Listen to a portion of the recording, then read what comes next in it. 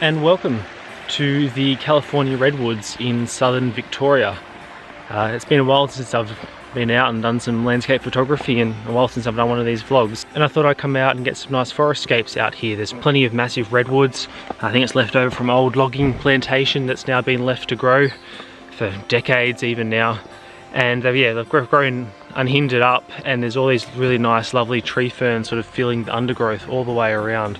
It's a really nice location sort of any time of year, but sort of late summer now, but a nice overcast day, good conditions for forest lighting, nice even lighting all the way around. And I've got my wide angle lens, but I'm also keen to give my telephoto lens a whirl. Try some more sort of intimate landscapes. So rather than just going wide and getting every part of the scene in, actually using that telephoto lens to really sort of focus in on one or two details that can really sort of capture the essence of the entire scene. I've already got one nice wide angle shot sort of looking over the river. I'll pop up the b-roll of coming back from that now. Had Ivy here to help press the shutter, which makes it much easier when you're sort of walking out to get that shot and placing yourself in the scene. It's a bit hard to sort of do that 10-second shutter and run back to get in time, so it always helps to have another person there to press the shutter. So that was quite nice. That was more of like a wide angle shot of the redwoods, really capture the ferns and the nice sort of green growth and the trees and all the moss and all that kind of stuff. But now I'm sort of going for a bit of a wander, looking for something a little bit more sort of intimate, a bit more of a closer detail that I can really sort of focus in on, which can be a bit of a challenge because us landscape photographers can be a bit infamous for just using one wide angle lens and just capturing the entirety of the scene. But often they can, even though it captures everything, they can feel a bit empty. When you try to capture everything, it lacks focus on that one particular subject.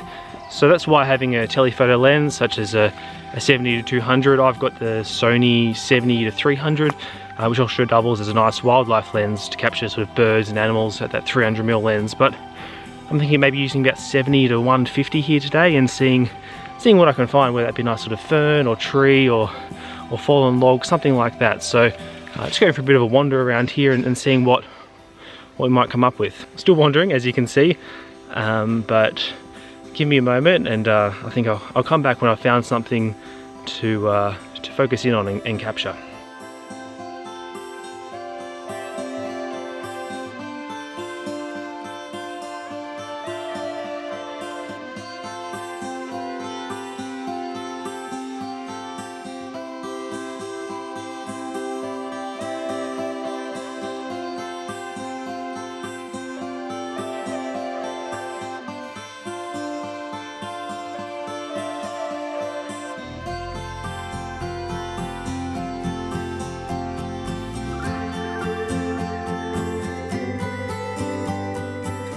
Well, some time has passed since we last spoke.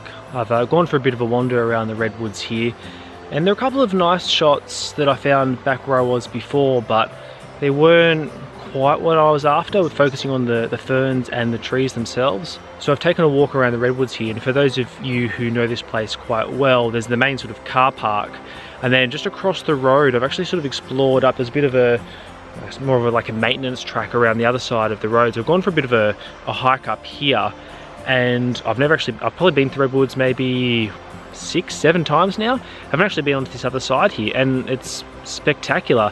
I'll just spin around here, but the whole other side of this forest is just ferns and trees for the whole way around. And in terms of camera settings, I've got it set at 70mm end, ISO 400, aperture of 8, and that gives me a shutter speed of 1/25 of a second. If it was more of a stationary scene, I probably could have lowered the ISO down to reduce any noise and brought the shutter speed up to more like maybe like 1/5 of a second. But because we do have a slight breeze coming through and the ferns sort of swaying a bit in that breeze, I brought the shutter speed to 1/25 just to freeze any ferns that might have been moving or blurred in the scene. And like always for these forest scenes, I've got a polarizing filter, so I'm just going to cut to the camera view now. And here's the scene without the filter engaged, and turning it now really brings down that glare and sort of really brings out those really lush greens in this forest scene. I'm going to go ahead and take the photo now.